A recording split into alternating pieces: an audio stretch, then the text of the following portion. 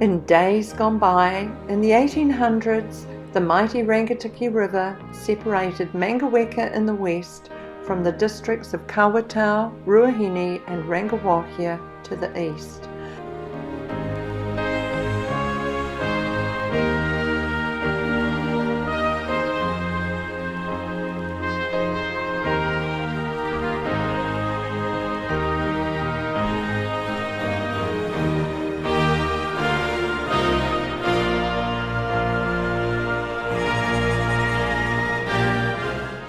A bridge was vital to connect the districts and beyond.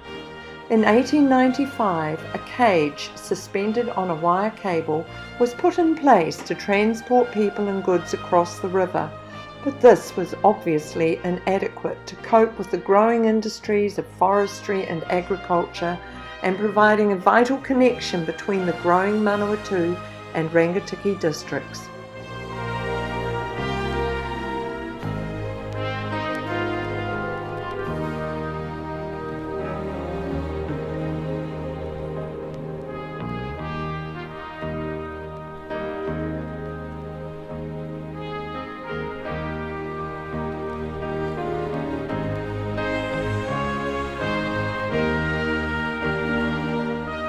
Later in 1895, the government granted a further £500 for a bridge. By November 1896, a temporary low-level bridge over the river was constructed. It was built almost level with the lowest river level in the hope that, in a high flood, logs and debris would easily float over the top. However, it was dangerous and often unusable, with loss of many horses and some human life. At the same time, two concrete piers to support a more permanent elevated cylinder bridge were erected. In January 1897, a flood washed away the staging that would support the centre of the cylinder bridge. Then, in April 1897, a huge flood washed away the cage and the low-level bridge. It was reported in the Fielding Star that the Rangitikei River rose no less than 32 feet and was considerably higher than the tops of the concrete piers. After the flood, the engineers advised against a cylinder bridge, recommending a cantilever bridge instead. It became a long and contentious process with Richard Seddon's government. A further flood in 1898 resulted in damage to the low-level bridge. Petitions circulated in 1898 and 1900. Promises were made but nothing delivered. In April 1901, the government made a start to raising the height of the concrete piers, but still no bridge. By 1902, the settlers had had enough. After 8 years of empty promises for the bridge, they rallied together and in April that year presented a further petition to the government. In June, yet another low-level bridge was washed away. The Minister of Public Works, Honourable William Hall Jones, happened to be in the area and visited the site. He promised that a bridge would be constructed within 15 months, but this did not eventuate. Finally, sometime in 1903, the contract to build the cantilever bridge was awarded to J&A Andersons Limited Littleton. Between May 1903 and February 1904, several floods either damaged or rendered the low-level bridge impassable, but fortunately by August 1904 the bridge was finally completed and built as a Class 2 bridge with a weight capacity of 30,000 kilograms.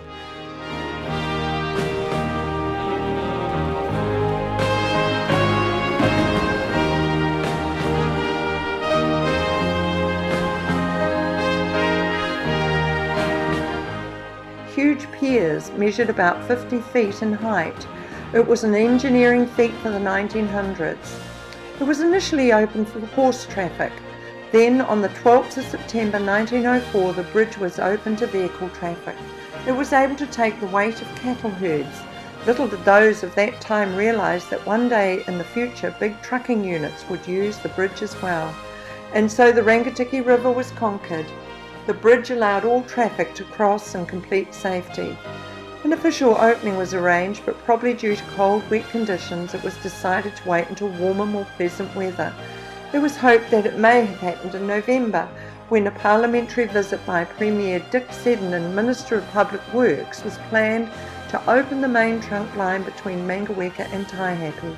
However, the opening was a fleeting affair and they did not incorporate the opening of the bridge into their trip. There is no record that there was ever an official opening of the bridge.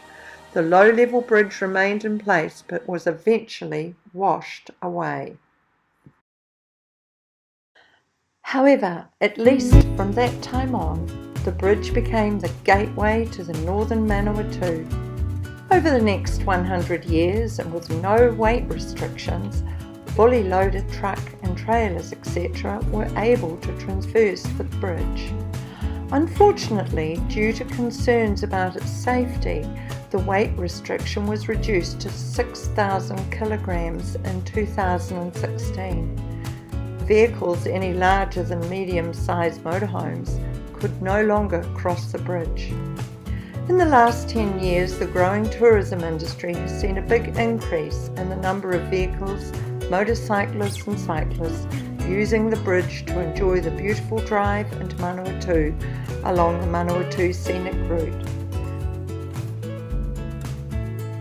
Pedestrians are also able to enjoy a walk along the bridge to get a bird's eye view of the Rangitiki River and the magnificent Papa Cliffs.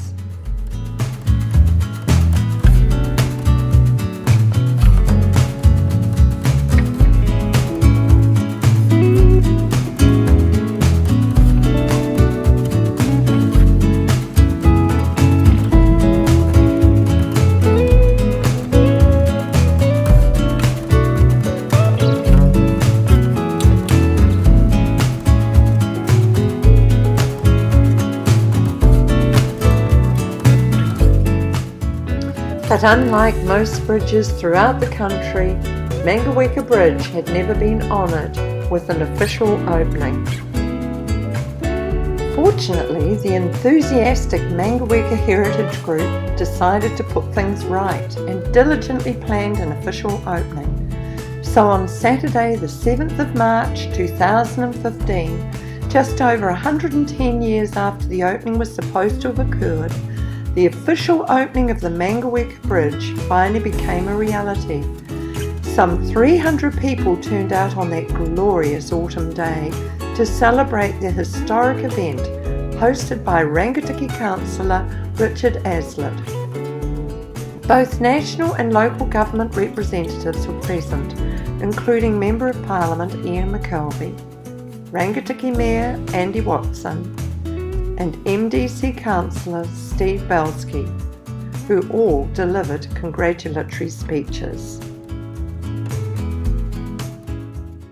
A number of people were dressed in period costume to suit what should have been worn at the original event.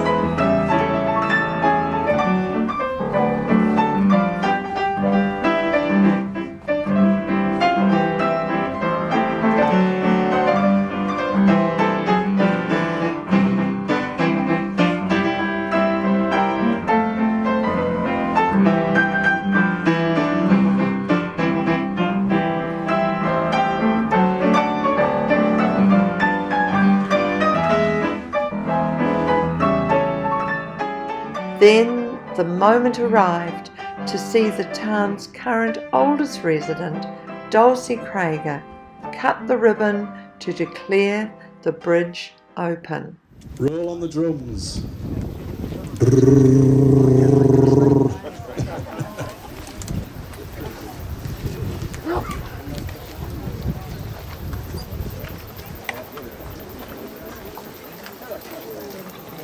Yay! Well done.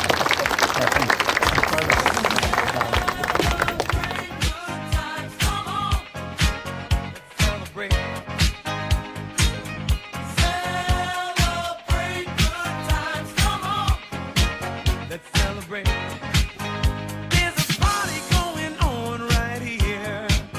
a celebration to last throughout the years. So bring your good times and your laughter too. We gon' celebrate your party with you. Come on now. Okay, so feel free to wander across the bridge, but do bear in mind that that will now be followed by horses and carriages and then vehicles, so just be aware of any vehicles if you do stay around on the bridge. And again, thank you everybody for attending this wonderful event. Thank you very much.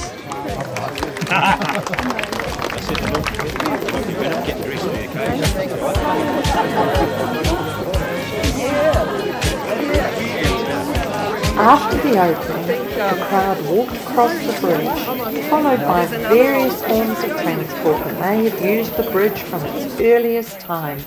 It was a celebration which included horse-pulled transport, vintage cars and machinery.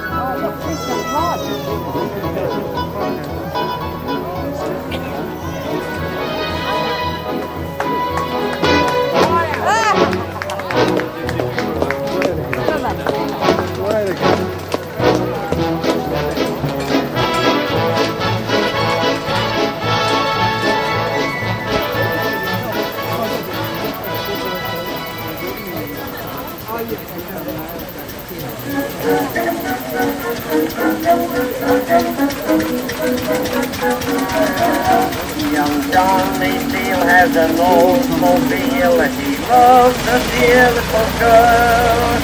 She is the queen of his gas machine. She has his heart in a whirl. Now when they go for a spin, you know, he tries to run the auto. So he lets her steer while he gets her ear and whispers soft and low. Come away with me, Lucille, in my merry Oldsmobile. Down the road of life we'll fly, automobiling you and I. To the church we'll swiftly steal, then our wedding bells will peal. You can go as far as you like with me in my merry Oldsmobile.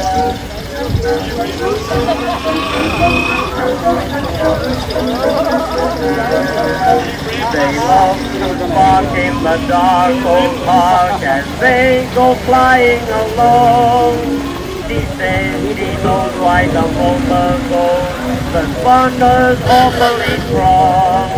Each day they move to the engine till their honeymoon will happen soon. He'll win Lucille with his Oldsmobile, and then he'll fondly croon. Come away with me, Lucille, in my merry Oldsmobile. Down the road of life we'll fly, automobiling you and I. To the church we'll swiftly steal, then our wedding bells will peal. You can go as far as you like with me in my merry Oldsmobile. Come away with me, Lucille, in my merry Oldsmobile. Down the road of life we'll fly. Riding along in my automobile. My baby beside me at the wheel. The kiss of the turn of my mind. My curiosity running wild.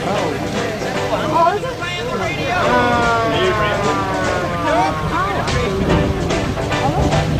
Riding along in my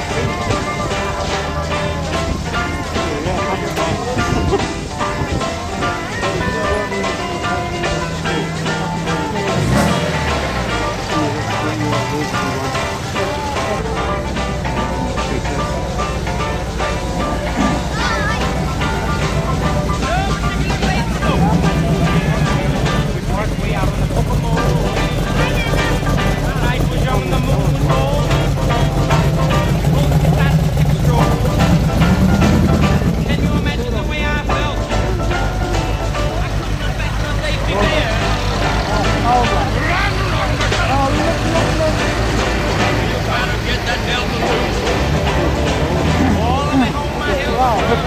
Yeah. Still supreme, isn't it?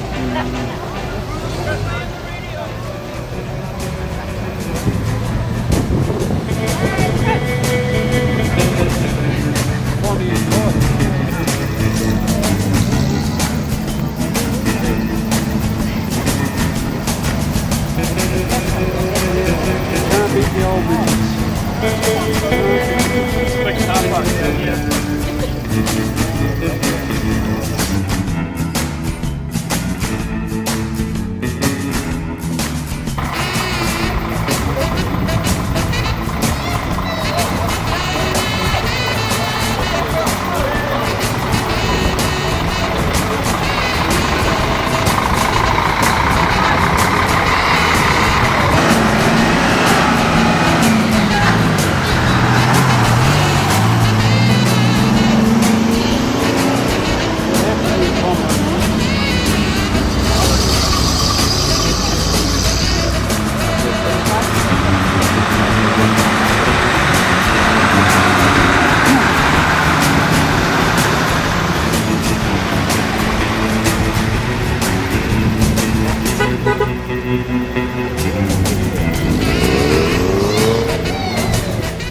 During the day, people had the opportunity to wander around the Mangaweka campground to view a range of displays relating to pioneering life.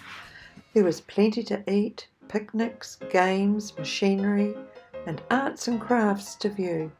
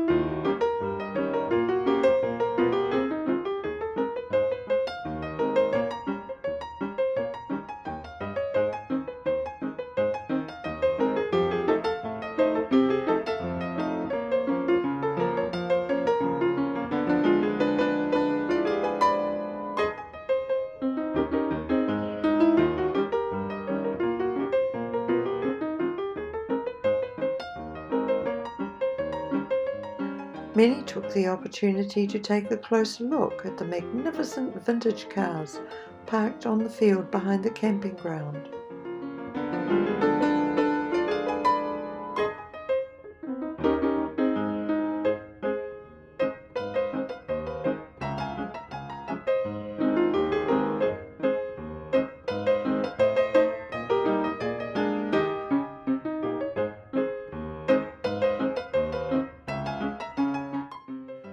Festivities continued at Awastona into the evening. So finally, that wonderful old Mangaweka Bridge, the only road cantilever bridge remaining in New Zealand, was finally given the opening it deserved.